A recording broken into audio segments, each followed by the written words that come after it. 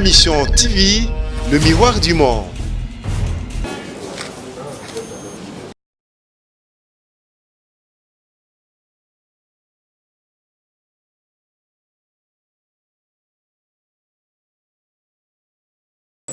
Ce qui concerne justement ces deux points, notre délégation, qui était porteuse de quelques propositions pour pouvoir surmonter, si vous voulez, résoudre ces deux points, a, comme je viens de le dire, formulé son approche pour arriver à le résoudre. Le président a pris bonne note de ces propositions et il lui appartient désormais d'en tirer les conséquences, du moins en ce qui concerne le rassemblement courant tshisekéliste, humaniste et progressiste. Le rassemblement courant tshisekéliste a formulé une proposition au président. C'est au président de la République d'en donner la teneur au peuple congolais.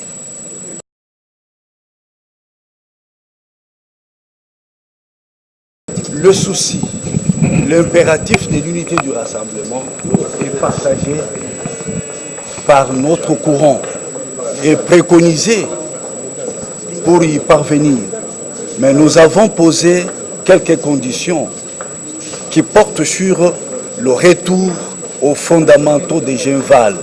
Notre peuple doit savoir qu'à Genval, nous nous sommes accordés sur deux organes, le Conseil de sages et la coordination. Il n'a jamais été question de la présidence du rassemblement. Lorsque nous avons plaidé pour que le président Étienne Tshisekedi, d'heureuse mémoire, soit porté à la présidence du Conseil de sages, ce sont nos amis, particulièrement du G7 et de l'AR, qui s'y étaient opposés avec acharnement, en estimant que nous n'étions pas une plateforme politique et électorale pour que le président Tshisekedi en devienne président tout court. Nous avons pris acte de leur position. Il est étonnant qu'après le président, après la mort, voulais-je dire, du président Tshisekedi, ça soit le même qui revienne pour préconiser une réforme qui introduirait la présidence du rassemblement. Il y a anguille sur roche. Et qu'est-ce qui a été fait? C'est que le fameux président du Conseil, le fameux président du rassemblement, a une fonction de représentation, une fonction qui n'a pas de contenu, juste un porte-parole. Alors que la plénitude de pouvoir sont conférés au président du Conseil de sages. Tel que, en cette période stratégique, cette période importante de pré-élection, c'est G7 qui est venu à l'opposition il n'y a pas une année, qui joue le rôle principal. Vous comprendrez que les compagnons d'Étienne Tshisekedi, en commençant par celui qui vous parle, qui a été à ses côtés pendant 36 ans, ne pouvaient pas accepter une telle supercherie.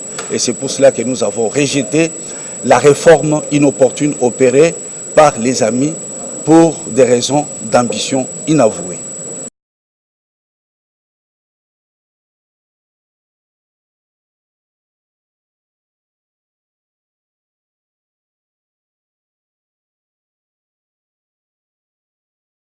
Réitérer notre volonté de ne pas participer au gouvernement qui sera mis en place à l'issue de la signature probable de l'arrangement particulier.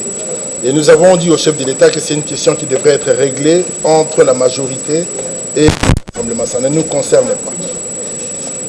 En ce qui concerne la deuxième question, la présidence du CENSA, nous avons dit au chef de l'État, ce que nous avons dit aux évêques, que sur cette question, le Front pour le respect de la Constitution a reposé les problèmes de la disponibilité de cette responsabilité au niveau du bureau du CENSA. Pourquoi? Tout simplement parce que au 31 décembre 2016, quand il s'est agi de signer cet accord, il y avait la configuration du moment qui faisait que es qualitate, le patriarche Tshisekedi a été retenu de manière consensuelle pour diriger cette instance. Le 1er février, nous avons tous fait le constat que le patriarche a eu un empêchement qu'on peut considérer en droit définitif. Cette question revient sur la table. Nous avons posé la question, nous avons réitéré notre position au niveau du chef de l'État, puisqu'il s'agit de consultation.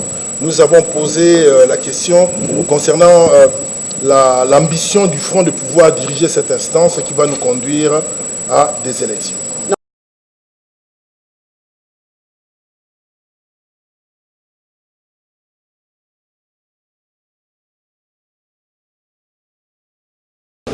Le président de la République, qui a le pouvoir d'arbitrage, qui est le garant du bon fonctionnement des institutions de la République, s'est engagé à lever tous les points d'achoppement qui ont fait que nous ne puissions pas signer l'arrangement particulier, à savoir la nomination du Premier ministre conformément à la Constitution et à l'accord du 31 décembre, ce qui signifie que le Premier ministre viendra du Rassemblement, et l'installation du président du Conseil national de suivi, une personnalité qui devra très rapidement obtenir le quitus de toutes les composantes, parce qu'il faut un consensus de tous.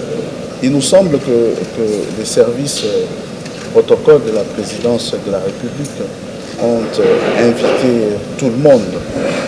Et l'essentiel pour nous, c'est qu'en tant que majorité présidentielle, nous allons œuvrer comme on l'a fait par le passé, afin que toutes les composantes soient actives, soient sincères, soient honnêtes et participent à ce processus. Quand je dis toutes les composantes, ça signifie notamment le rassemblement.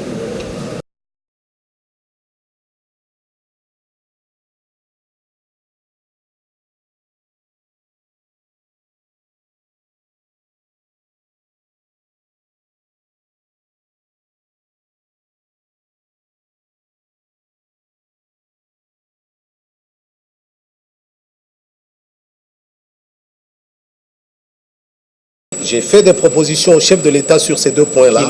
Ne lui brûlez pas la politesse. Laissez au président de la République le soin d'apprécier. Le ministre issu du Rassemblement, je crois que j'ai fini pour le moment. Bruno Tshibala vous a cité, il a dit que vous avez dit que Félix Tshisekedi n'a jamais été désigné par son père Premier ministre. Eh bien, faites confiance à Bruno Tshibala. Parce qu'il est de la maison comme moi.